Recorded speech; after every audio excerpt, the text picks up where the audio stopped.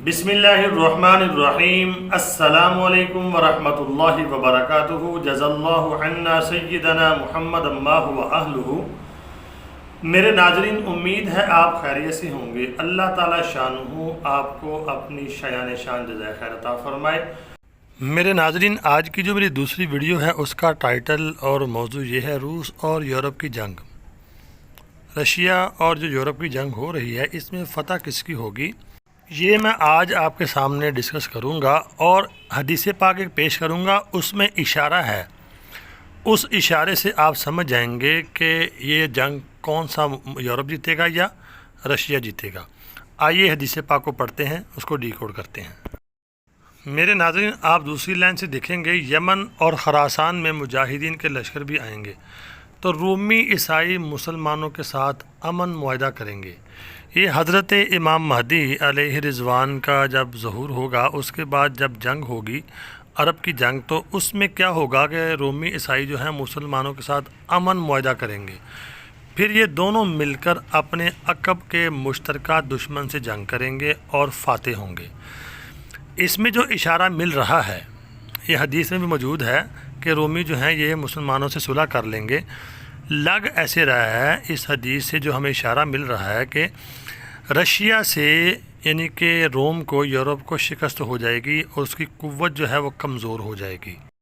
तो अपनी कुव्वत को बहाल करने के लिए हो सकता है कि रोम जो है वो जंग ना करे मुसलमानों से, क्योंकि मुसलमानों की पावर उस वक्त बहुत ऊपर आ चुकी होगी। तो अपने आप को मजबूत करने के लिए वो मुसलमानों के साथ इत्तेहाद करेंगे और अपने आप को मजबूत करेंगे। उसके बाद फिर दोबारा मुसलमानों के साथ वो जंग करेंगे।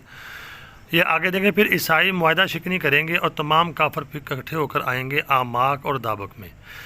तो जब इनकी पावर कमज़ोर होगी रशिया से जंग करके, तो फिर ये मुसलमानों के साथ इत्तेहाद कर लेंगे और अकब का दुश्मन जो है वल्लाहु आलम ये कौन सा है, उसके साथ जंग होगी। और उस दौरान ही ईसाई जो है यानी रोम जो है यूरोप अपनी पावर को दोबारा इकट्ठा कर लेगा।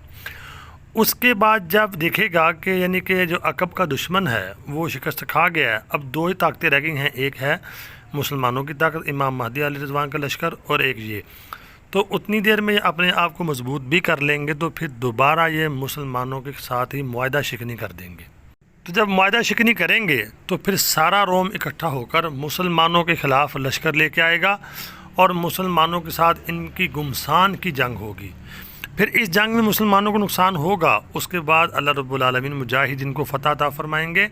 उसके बाद फिर जब इनकी ताकत टूट जाएगी तो मुसलमान फिर इनके पीछे रोम की तरफ जाएंगे और उसको भी फ़तह कर लेंगे। तो मेरे नाज़रीन, ये हदीसों में मौजूद है। पहले ये मुआहदा करेंगे। मुआहदा आपको पता है इसीलिए होता है कि यानी कि अपने से पावरफुल जो मुल्क होता है उससे यानी कि टाइम लेने के लिए। तो उससे पहले रशिया और इसकी जो जंग होगी, इसमें रशिया को फ़तह होगी और रोम जो है यूरोप में कमज़ोर हो जाएगा। यही मेरी वीडियो का आज का टाइटल और मौजू है कि रूस और यूरोप की जंग में फ़तह इसकी होगी। यानी कि इस हदीस से हमें जो नतीजा मिल रहा है कि रशिया को फ़तह होगी, ये 100% हदीस हमें इशारा दे रही है। आप समझ गए होंगे कि रोमी जो है वो मुसलमानों से सुलह करेंगे, मतलब वो कमज़ोर हो जाएंगे, रशिया उनको शिकस्त देगा, तो वो मुआहदा करके अपने अकब के दुश्मन के साथ जंग करेंगे।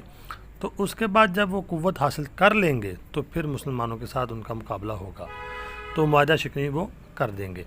तो उम्मीद है आपको वीडियो समझ आ गई होगी। तो आपसे गुजारिश ये करना चाहता हूँ, वीडियो को आगे शेयर लाजमी कर दिया करें और मुझे कमेंट में आपने बताना आपकी क्या राय है। तो में ज़रूर याद रखें। अस्सलाम वालेकुम।